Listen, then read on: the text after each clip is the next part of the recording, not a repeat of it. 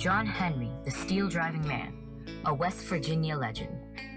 Now, John Henry was a mighty man, yes, sir. He was born a slave in the 1840s, but was freed after the war.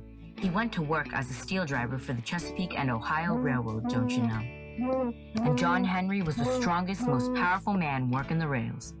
John Henry, he would spend his day drilling holes by hitting thick steel spikes into rocks with his faithful shaker, crouching close to the hole, turning the drill after each mighty blow. There was no one that could match him, though many had tried.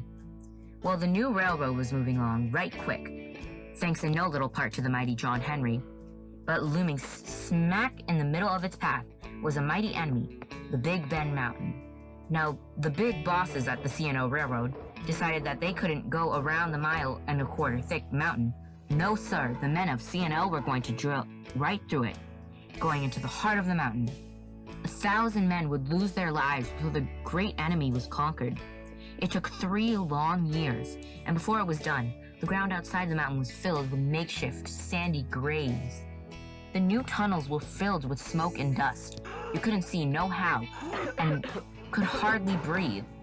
But John Henry, he worked tirelessly, drilling with a 14-pound hammer and going 12 to 10 feet in one workday.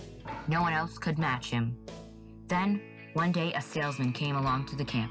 He had a steam-powered drill and claimed it could outdrill any man. Well, they set up a contest there and then between John Henry and that there drill.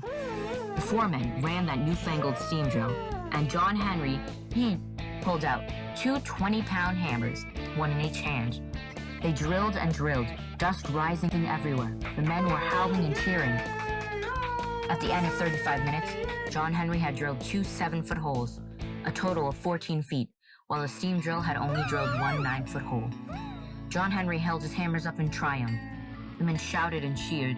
The noise was so loud, it took a moment for the men to realize that John Henry was tottering. Exhausted, the mighty man crashed to the ground, the hammers rolling from his grasp.